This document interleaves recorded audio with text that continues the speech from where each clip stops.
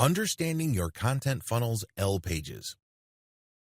A lot of people misunderstand the role of L pages. L pages, of course, stand for like pages.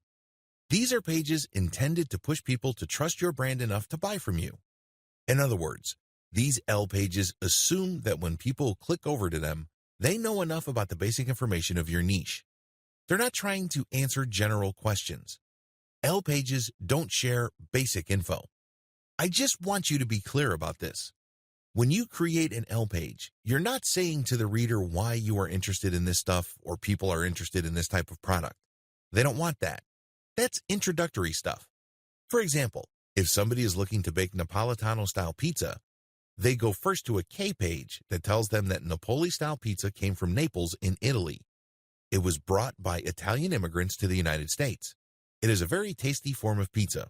It's puffy, so on and so forth. When people go to an L page from that original K page, they don't want to be told the same info. They already know the background. Now they want specifics, like how not to burn their Napoli pizza too much. What kind of pieces are available to produce the very best Neapolitan-style pizza? You get the point. They're looking for deeper information, which would then eventually lead them to buying a product. They have deeper needs at this point. Don't waste their time by rehashing basics or intro. It just erodes your credibility and authority. When people land on an L page, you should safely assume that they already know about the categorical options available to them. L pages are all about distinction. L pages are all about pushing your prospect to one type of product category over another. In other words, since a reader ended up on your L page, they already think you are credible to a certain degree. Now, they're basically open or susceptible to you suggesting to them one particular broad category of solutions over another. In many cases, this involves disabusing them of earlier held beliefs regarding other options. L pages must interlink to produce this disabusing effect. Remember, the whole point of L pages is to create distinction in the mind of the prospective buyer. Prior to this point, they were at the K page level and they're basically saying, well, there are so many options out there and they're basically the same. The job of a well-written L page is to say, no, they're not. How do you make your case? You can say that there are different levels. There are different categories. There are different types. There are different brands. There are different products. You put it all together by creating L pages that compare these. So, with the different levels, you list them down. You say top level, bottom level, and then explain why. In terms of categories, you just pit category versus category. You would say this is one particular category of solution and this is another. These are weaknesses and strengths, pros and cons, you name it. When it comes to types, just put type versus type. Again, walk them through the advantages and disadvantages. The same goes with brand versus brand and product versus product. Get a clear idea on the different forms of L pages. L pages are all about comparisons. They're all about contrasting different options to highlight in the minds of prospective buyers why your particular option is superior to everybody else. The best way to do this is through some sort of comparison model. These take many different forms. These can be side-by-side product comparisons, categorical comparisons, categorical consumer guides regarding different broad types of products, brand-by-brand comparisons, and other types of comparisons that enable consumers to compare and contrast different options available to them.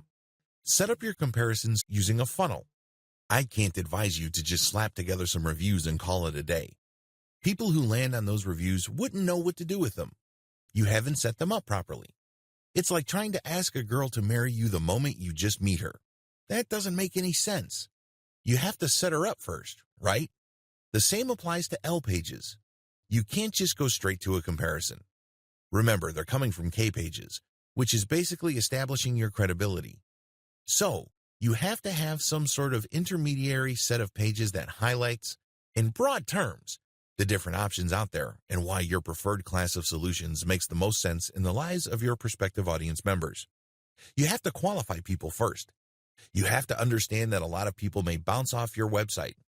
They might think, this is not the information I'm looking for. And that's fine. They were never your customers to begin with. They weren't going to buy from you anyway. What's important is you focus on people who are suggestible. These are people you can persuade or otherwise influence to eventually buy from you. Set up your comparisons to win. A lot of people think that if they just put up a comparison of different products that somehow, some way, the prospective buyer will know what to do. Well, chances are they'll get pieces of information from your comparison chart and buy somewhere else. This happens all the time to Amazon affiliate marketers.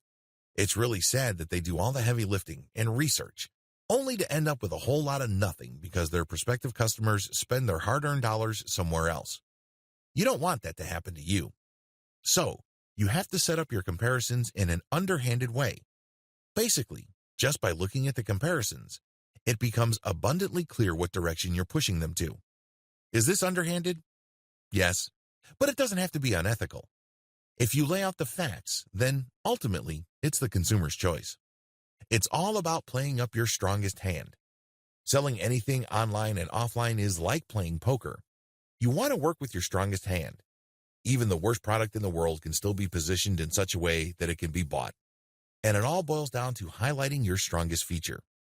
Even the ugliest woman on the planet can still find a date if she positions herself right. Maybe she's got a great sense of humor. Maybe a lot of people think she is smart as a whip. That's good enough for a lot of guys. So, do yourself a big favor. Even if you're selling a dog of a product, look at its strongest point. Maybe it has really cheap shipping. Maybe it has amazing customer support infrastructure behind it. Look for your strongest product and compare the different alternative options based on your strongest point. Just as a very ugly woman is not going to compare herself to a supermodel, you shouldn't compare your product to its category killer. That doesn't make any sense. You have to position the category killer based on its weakest point, which happens to be the strongest point for your product. That's how you get a sale. That's how you get into the head of even the most skeptical consumer. Call the reader to action. A lot of people think that call to action phrases only apply to sales pages. They're clueless about the fact that even content pages have to have a call to action. You have to understand that if consumers are unclear as to the next action they're going to take, they can be relied on to do nothing. Unfortunately, when they do that, they don't put any money in your bank account. You don't see extra dollars in your online bank account. That's just not going to happen because your website's visitors are confused. They don't know what to do. They don't know where to go. They don't know what steps to take next. You have to take the initiative for them. You have to spell it out. Assume that everybody that ends up on your website has an 8th grade education. Keep it simple. You'd be surprised as to how hard you can push people down the content conversion funnel until you get them eating off the palm of your hands.